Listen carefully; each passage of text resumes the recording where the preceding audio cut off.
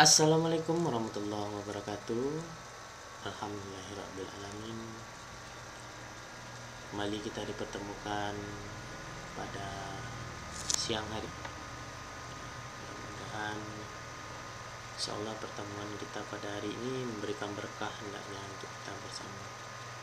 Hari ini Bapak akan menjelaskan kembali pada pertemuan yang pertama, yaitu tentang sejarah perkembangan manajemen. Mulai dari sejarah perkembangan manajemen sampai dengan pendekatan kontingensi. Oke, Pak akan mulai untuk menjelaskan awalnya itu tentang manajemen.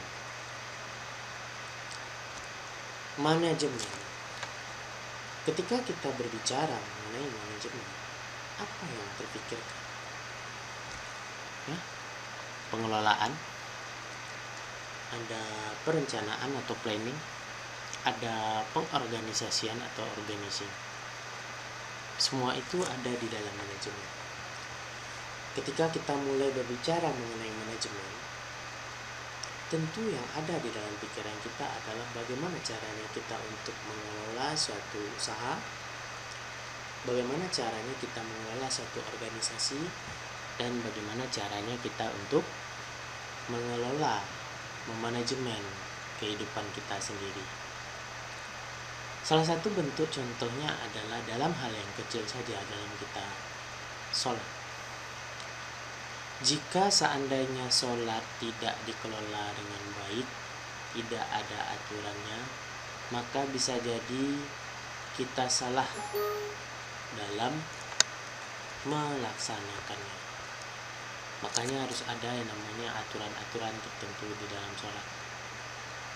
Dimulai dengan nanti niat, kemudian melaksanakan prosesnya, sampai dengan menutup dengan salam. Semua ini tentu di manajemen dengan baik, dikelola dengan baik. Ada 5 hari, ada 7 hari dalam seminggu, 5 waktu sehari semalam. Subuh, zuhur, asar, maghrib, dan isya. Serta waktu dan ketentuannya juga itu sudah di manajemen, sudah dikelola. Sholat subuh benar-benar dimulai dari jam 5 subuh. Sholat zuhur 12:30. Sholat asar 3:30, dan seterusnya. Dengan adanya pengelolaan tersebut, sehingga hidup kita semakin tertata rapi, semakin tertata. Artinya tidak bercampur aduk, tertata sedemikian rupa. Makanya manajemen itu di dalam baik dalam ekonomi, dalam bidang komputer, dalam bidang sains, di dalam bidang agama, itu sebenarnya sudah ada. Kita lihat pertama pada bab 1 ini, Bapak akan menjelaskan mengenai sejarah dan teori dari manajemen. Ada beberapa poin penting yang akan kita bahas. Yang pertama itu tentang sejarah dan perkembangan manajemen. Kemudian yang kedua adalah teori dari manajemen. Kemudian yang ketiga, pendekatan hubungan manusiawi, pendekatan sistem manajemen, dan pendekatan kontingen.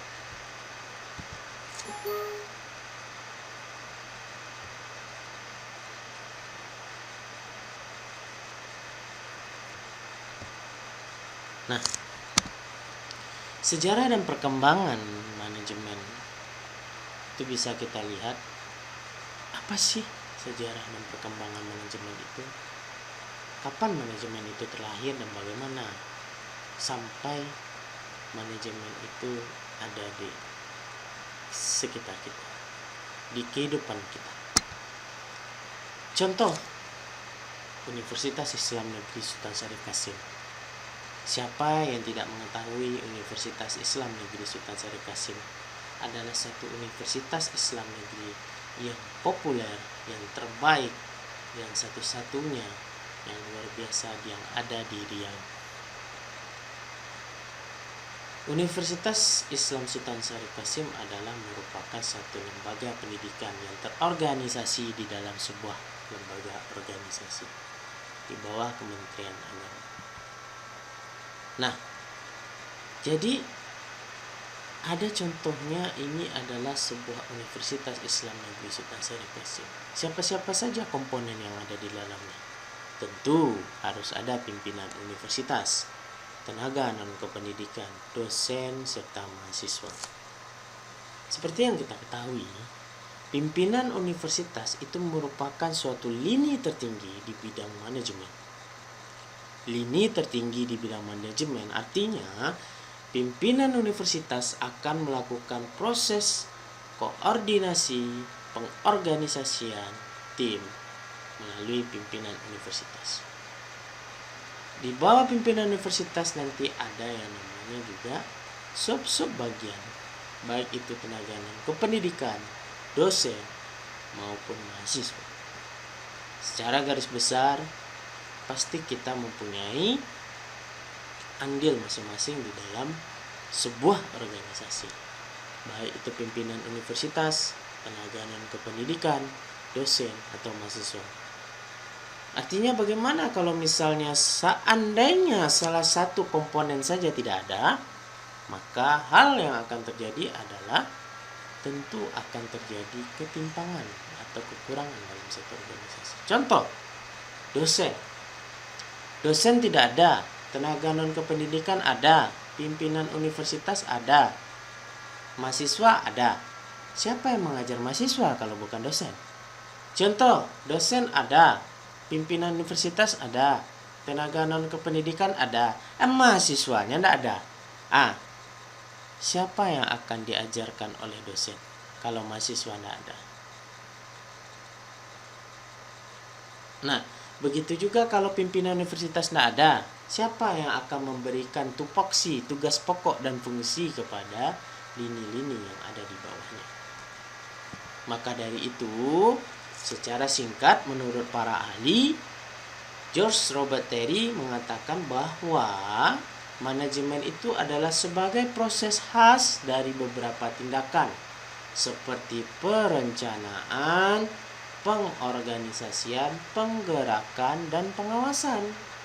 Jadi harus ada yang namanya pengorganisasian di sana, harus ada motor penggeraknya, dan harus ada mengawasinya. Siapa yang jadi badan pengawasnya? Dalam suatu organisasi, contoh dalam organisasi kependidikan, yang menjadi penggeraknya siapa?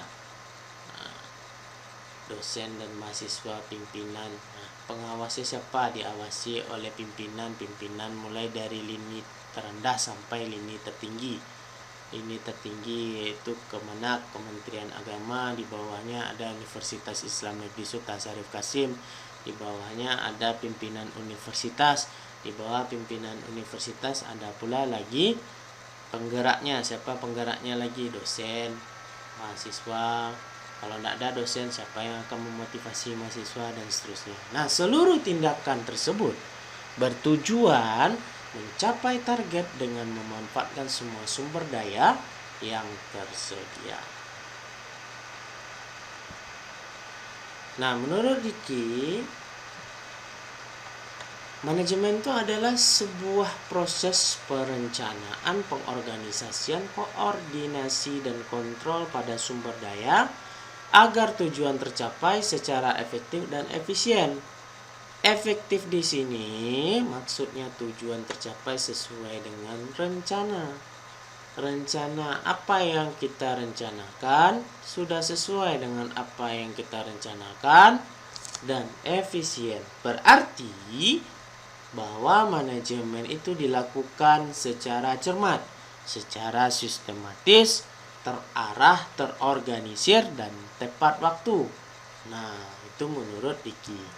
Sementara menurut Lawrence, itu mengartikan manajemen itu sebagai suatu keahlian dalam membangkitkan orang lain agar bersedia melakukan sesuatu Tak harus seseorang, keahlian manajemen juga dapat dimiliki oleh organisasi maupun kelompok.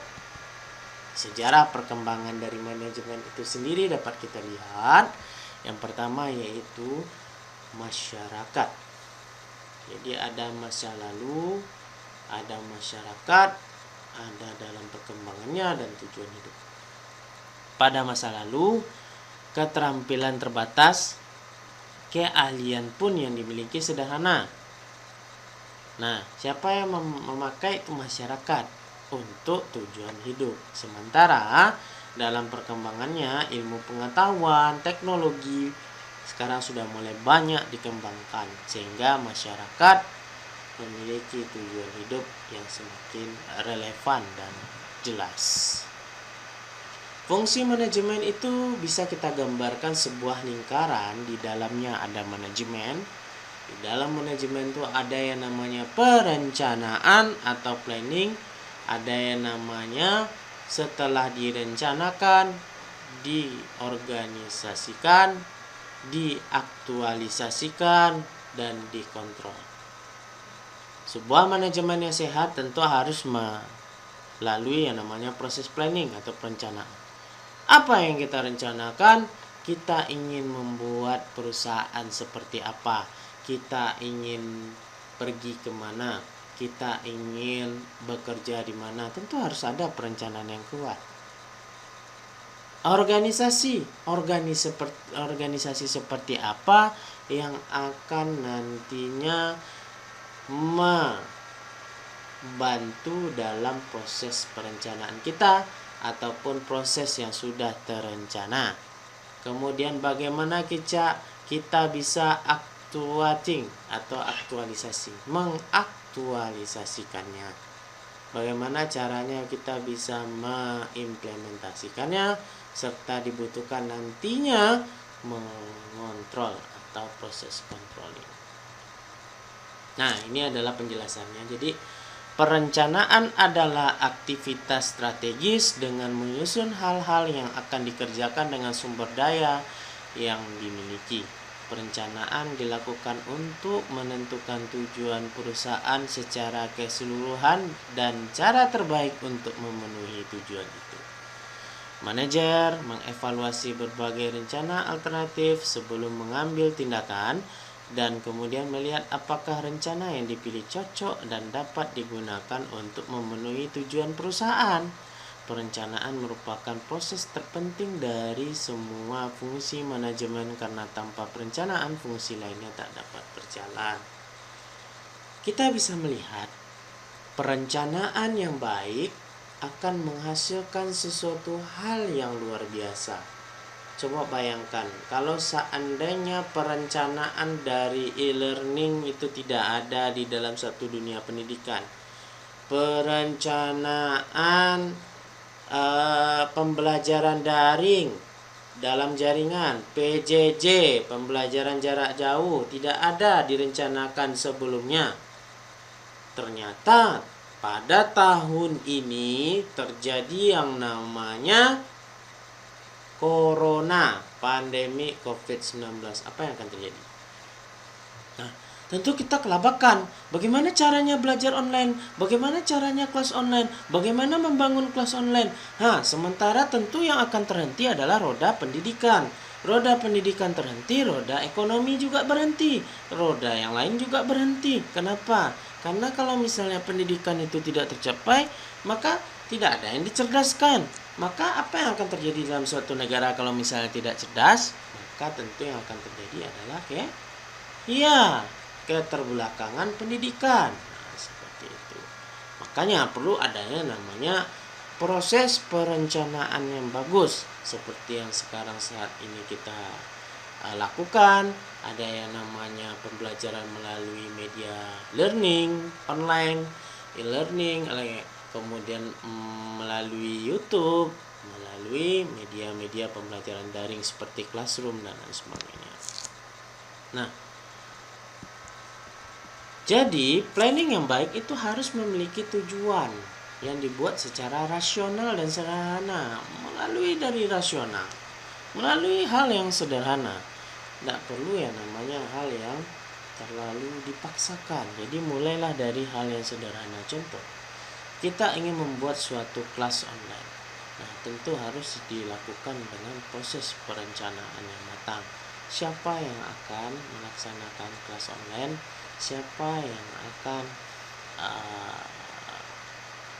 menjadi dosennya? Siapa yang akan menjadi gurunya? Bagaimana model proses pembelajarannya? Tentu harus ada yang namanya kurikulum digital. Tentu harus ada yang namanya media digital. Nah, untuk mensupport ini tentu harus ada juga yang namanya internet.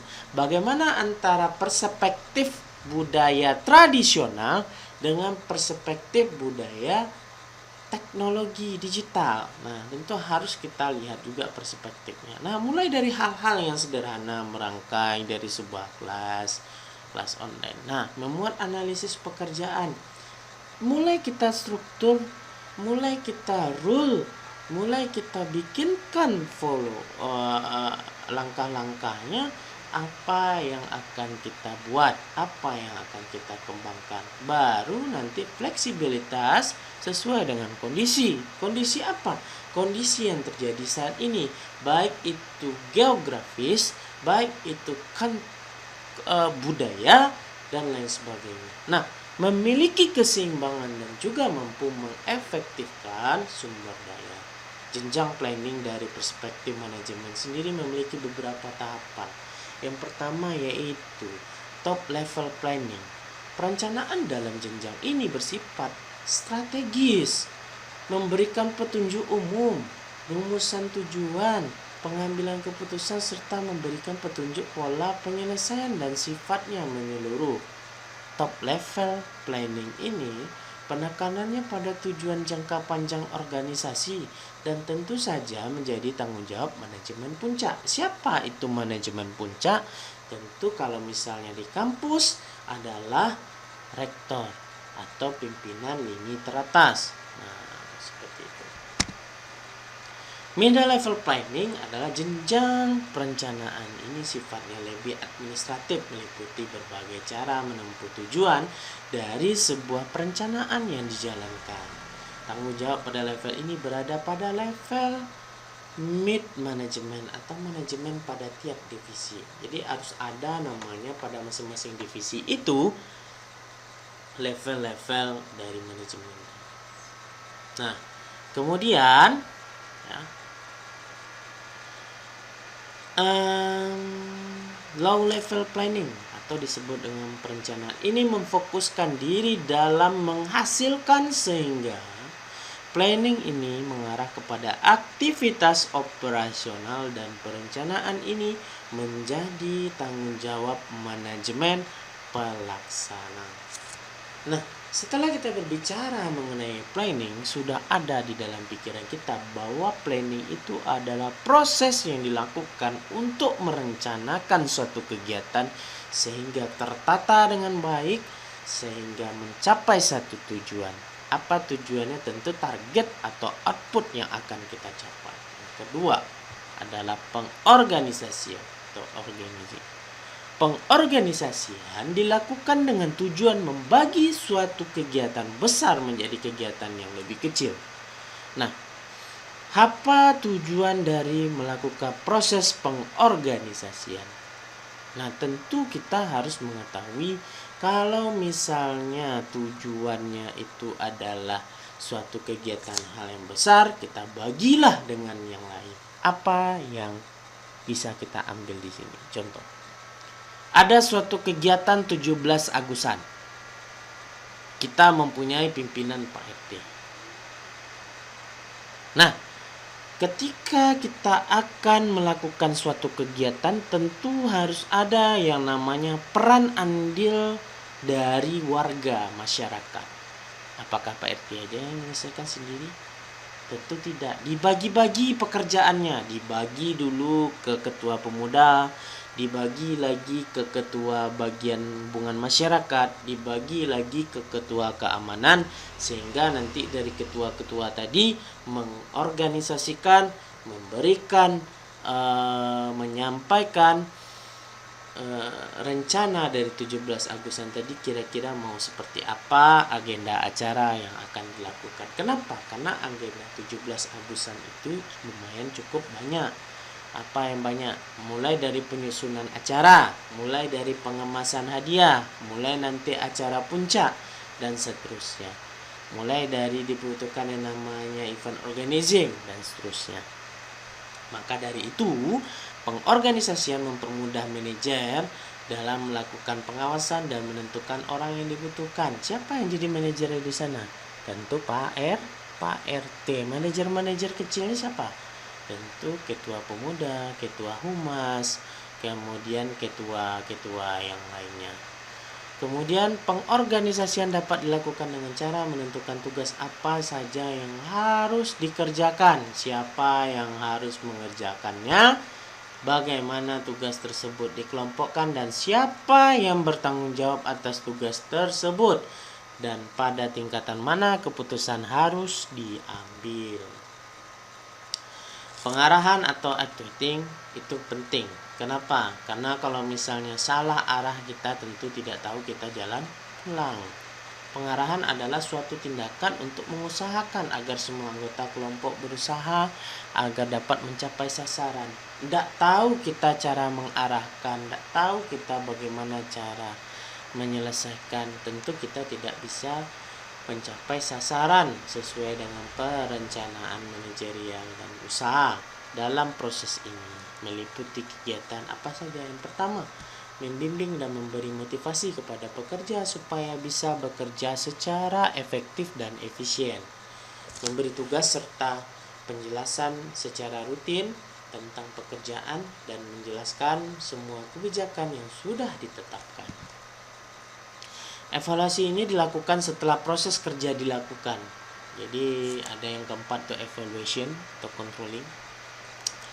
Nah, pada proses ini kinerja dinilai apakah sesuai dengan planning. Pada tahap ini manajemen mengevaluasi keberhasilan efektivitas kinerja, melakukan klarifikasi dan koreksi, dan juga memberikan alternatif solusi masalah yang terjadi selama proses kerja berlangsung. Contoh, planning rencana kerja tadi sudah selesai untuk 17 Agustusan. Kemudian pengarahan-pengarahan sudah diberikan.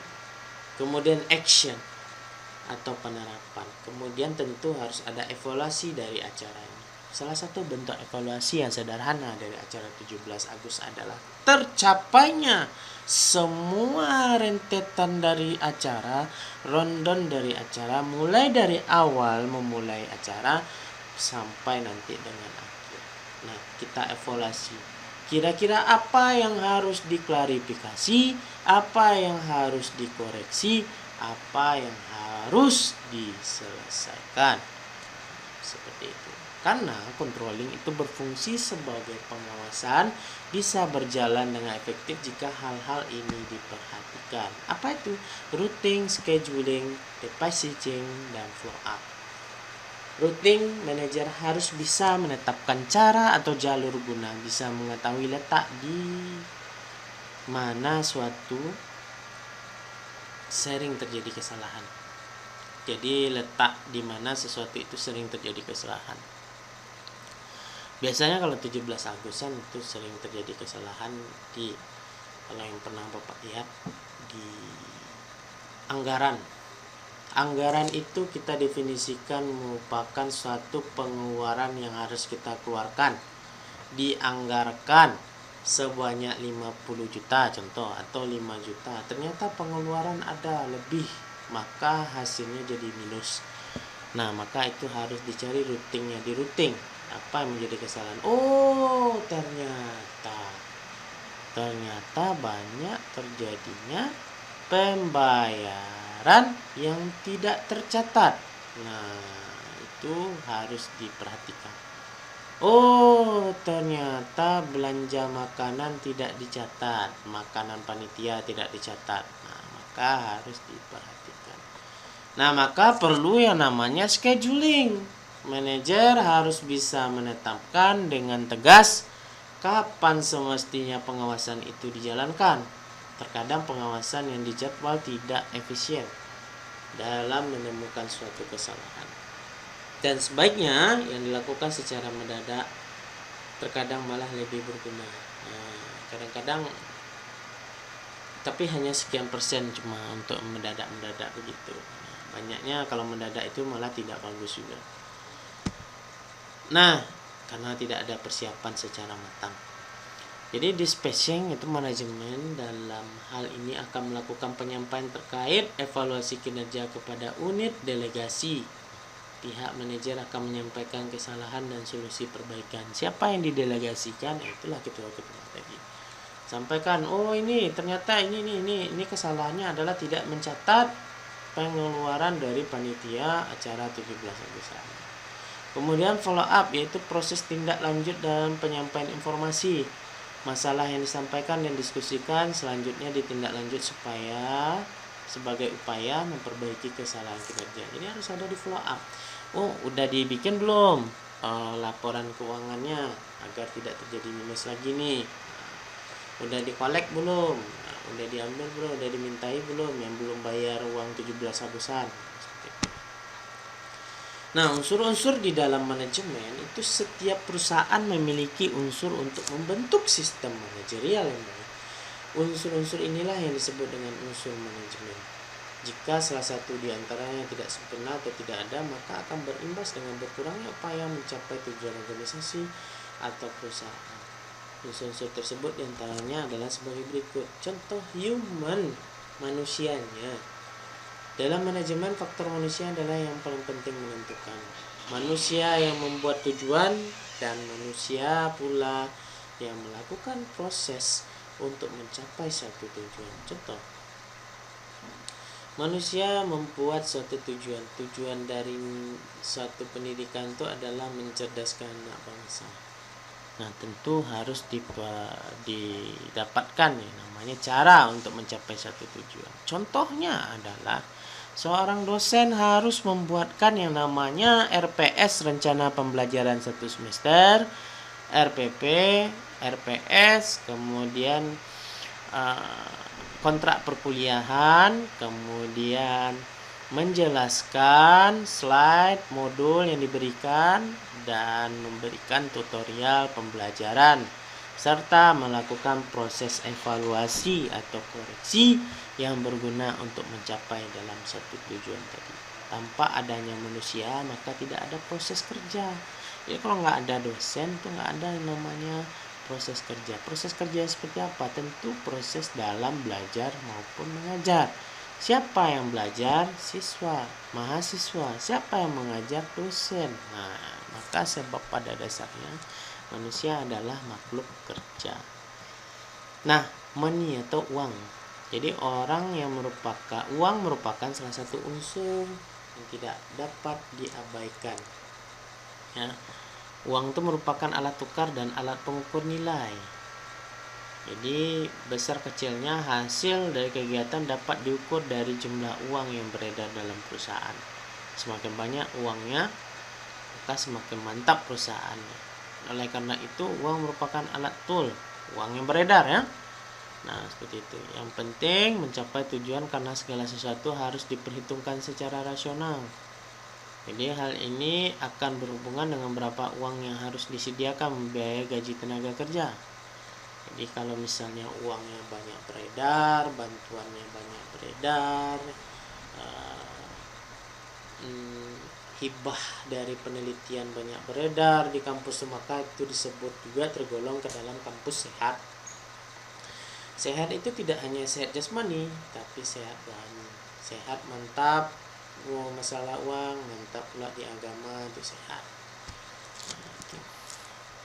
Kemudian material barang, bahan setengah jadi, raw material dan bahan jadi. Nah, di dalam dunia usaha itu mencapai hasil yang lebih baik. Bisa kita lihat dalam foto ini ya. Kita harus mempunyai material bahan yang pas, bahan yang mantap.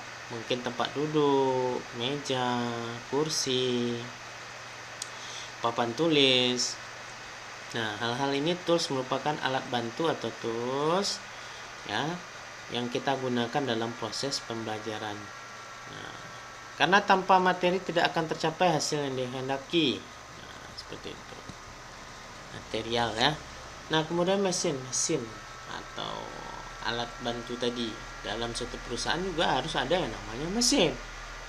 Nah, pengguna mesin akan membawa kemudahan atau menghasilkan keuntungan. Contoh, kita ingin belajar mata kuliah dasar-dasar komputer di semester 2. Ternyata kita punya labor 3. Nah, maka tentu mahasiswa kita ada 20 kelas, maka harus ada yang namanya penambahan laboratorium terkait dengan material tadi. Kemudian penambahan mesin. Apa mesinnya? Tentu komputer untuk bahan praktek. Tujuannya apa? Agar perkuliahan tetap terjaga. Karena tidak semua mahasiswa juga memiliki laptop, tidak semua mahasiswa juga mau ke warnet. Tentu harus ada namanya fasilitas laboratorium. Karena habit mahasiswa itu harus disediakan biasanya. Disediakan laboratoriumnya, senang mahasiswa, senang belajar.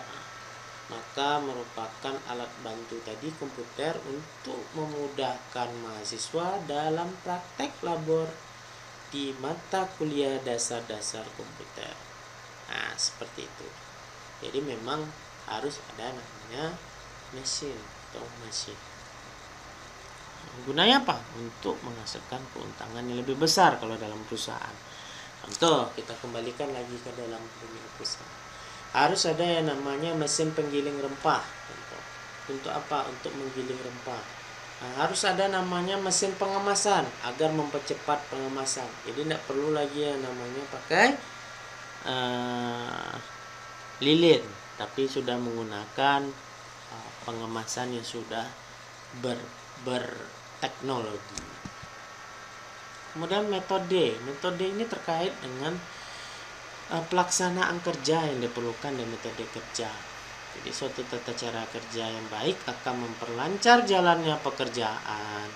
Sebuah metode dapat dinyatakan sebagai penetapan cara pelaksanaan kerja dengan memberikan berbagai pertimbangan-pertimbangan dari sasaran. Contoh, untuk memulai satu perkuliahan tentu harus ada yang namanya kontrak perkuliahan. Kalau tidak ada kontrak perkuliahan, anak-anak tidak tahu kehadiran itu dihitung atau tidak. Kemudian pakaian itu boleh tidak bebas, rapi atau bagaimana, kan gitu. Kemudian sistem penilaiannya seperti apa? Apakah absensi termasuk ke dalam pola penilaian ataukah absensi tidak termasuk ke dalam pola penilaian? Makanya kontrak perkuliahan itu tergolong, kalau di dalam pendidikan kontrak perkuliahan itu tergolong ke dalam metode dalam kita memberikan pembelajaran. Nah, market. Nah, ini yang paling penting, memasarkan produk. Anak-anak kita, mahasiswa kita sudah menyelesaikan pendidikan selama ada yang 7 semester, ada yang 8 semester. Artinya pendidikan yang sudah diselesaikan di universitas itu sudah cukup. Artinya untuk mencapai gelar S1 atau D3. Atau mencapai S2 atau S3 untuk kurun waktu 2 tahun ataupun 3 tahun.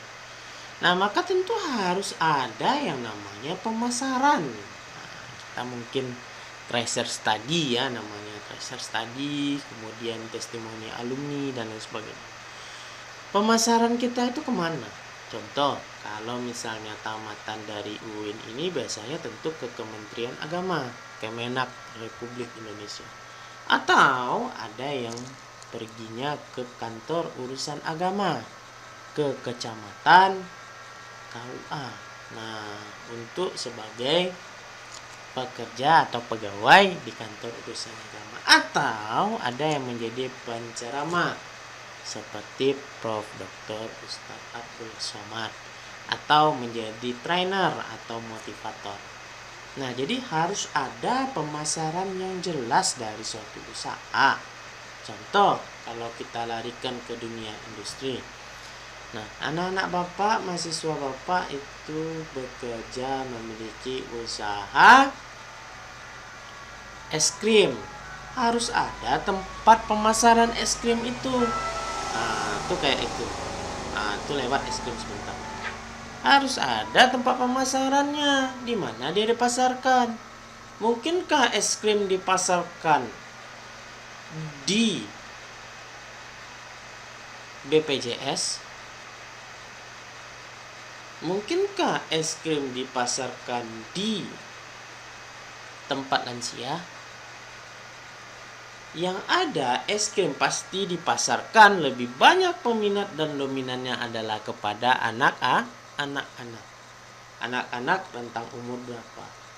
Nah, itu. Jadi memang harus ada namanya pemasaran yang jelas. Agar apa? Agar pasar dapat dikuasai, maka kualitas dan harga juga merupakan satu faktor. Jadi harga juga faktor. Harga apa? Contoh, harga uang kuliah semesteran itu faktor juga pasar tuh. Contoh, skill knowledge kita.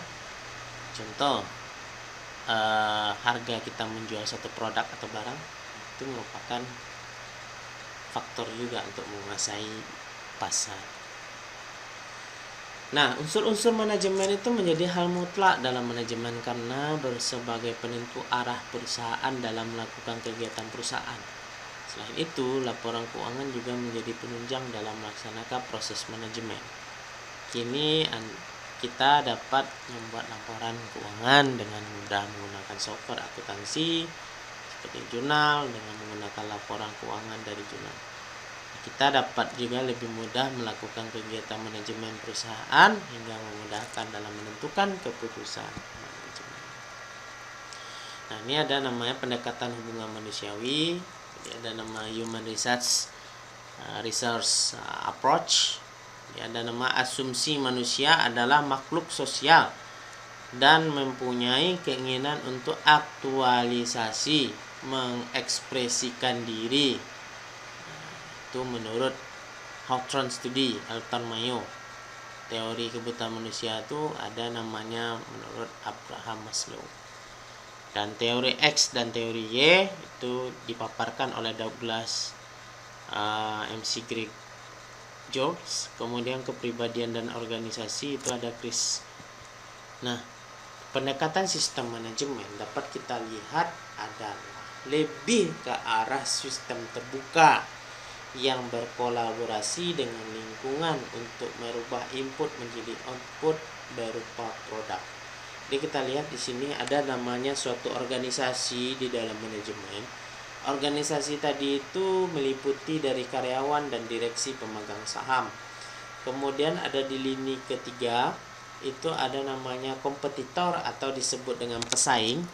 Ada namanya konsumen, ada namanya pemasok, ada namanya pemerintah, ada namanya LSM, media, lembaga keuangan dan pendidikan. Dan di lini keempat atau circle keempat ada namanya teknologi, sosial, budaya, politik, geografi atau ekonomi. Dan lini terakhir itu ada namanya kelas internasional. Nah, pendekatan sistem manajemen ini lebih kepada produk yang dia hasilkan. Apa produk yang dia hasilkan? Itu berupa barang, mungkin bisa jadi pekerjaan konstruksi, jasa konsultansi, jasa lainnya dalam bidang pendidikan dan dalam bidang-bidang lain. Kemudian ada namanya pendekatan sistem kontingen atau kita apa itu? Ada namanya pendekatan kontingen itu lebih memformulasikan dari kondisi lingkungan sehingga manajer lebih mencarikan solusi dari permasalahan yang ada. Jadi lebih ke solusi manajer. Bagaimana modelnya? Nah, modelnya yaitu seperti ini juga. Ada karyawan, ada organisasi, ada karyawan, ada direksi pemegang saham. Nah, dia lebih fokus kepada menyelesaikan formulasi dan masalah-masalah. Masalah yang timbul di mana? Bisa jadi pada karyawan masalah. Nah, karyawan ini biasanya masalah apa? Karyawan ini masalahnya adalah bisa jadi karyawan sesama karyawan itu bermasalah. Karyawan dengan pimpinan itu bermasalah. Karyawan masalah naik gaji juga masalah. Nah, kan gitu. Karyawan tidak dimotivasi oleh pimpinan juga masalah. tidak diperhatikan oleh pimpinan juga masalah. Jadi masalah semua. Nah, maka dari itu harus ada yang namanya pendekatan sistem kontingen. Nah, bisa kita lihat di sini ada namanya konsumen. Konsumen juga masalah. Apa masalah pada konsumen? Masalah pada konsumen yang paling banyak kita lihat adalah kendala return barang, pengembalian barang. Nah, itu. Kemudian harga tidak sesuai antara harga yang ada di list katalog dengan harga real. Nah, sama dengan pemasok. Pemasok juga masalah. Ada juga masalahnya apa? Masalahnya adalah memasokkan atau mendistribusikan barang. Kadang-kadang harga sales itu tidak sama dengan harga distributor, itu beda. Nah, jadi masalah juga lagi. Apa yang jadi masalah? Ketika barangnya tidak sesuai pula yang didapatkan dengan harga ataupun dengan model kemasan atau dengan model produknya. Nah, pemerintah juga masalah juga lagi. Apa menjadi permasalahan? Regulasi, perubahan kepemimpinan. Nah, tapi tidak terlalu banyak masalah. LSM itu masalah juga. Apa menjadi masalah? Lembaga swadaya masyarakat juga masalah. Nanti makanya harus ada namanya pendekatan sistem kontingen. Manajer harus mampu dalam menyelesaikan permasalahan-permasalahan tadi. Media ada lagi masalahnya. Nah, perusahaan A digembar-gemborkan tentang bla bla bla seperti itu. Nah, lembaga keuangan juga ada masalah lagi di lembaga keuangan. Pemberian bantuan hibah, pemberian bantuan keuangan, pendidikan juga masalah lagi, pesaing ada masalah lagi, teknologi apalagi.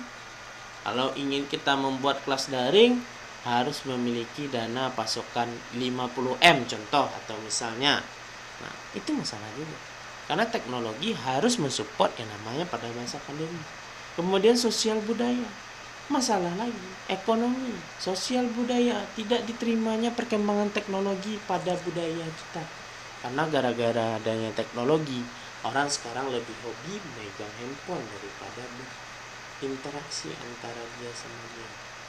Nah, kemudian politik, masalah lagi, geografi, antara kontur dari alam Riau dengan alam pedesaan yang lain itu susah karena konturnya datar satu, antara kontur yang bertingkat satu, sehingga jaringan juga susah didapatkan di pedesaan. Contoh, ekonomi juga masalah lagi. Terjadinya inflasi, terjadinya penurunan dari permintaan karena faktor ekonomi melanda di masa COVID-19, masa pandemi. Masalah lagi.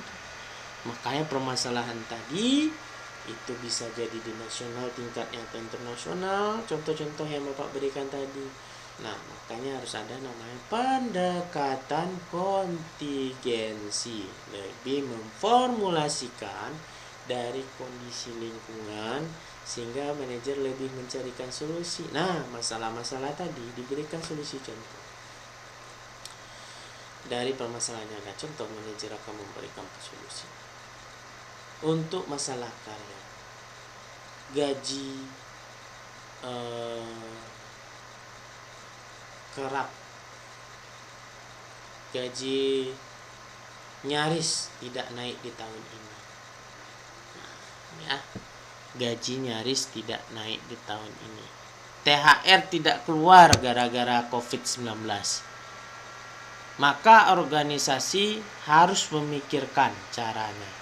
Bukan organisasi ya, dalam sebuah organisasi karyawan mengeluh gara-gara COVID tidak terima THR, maka pemegang saham atau direksi harus memikirkan caranya, atau pimpinan lini teratas harus memikirkan caranya. Caranya adalah pemberian bonus di akhir tahun untuk menutupi THR yang tidak jadi keluar dengan syarat KPI, Key Performance Indicator. Jadi Key Performance Indicator atau penilaian karyawan harus rata-ratanya 80 ke atas. Sehingga kalau misalnya kinerja karyawan itu meningkat walaupun tidak dapat THR, dia masih tetap bisa dapat bonus di akhir tahun. Nah, seperti itu. Solusi.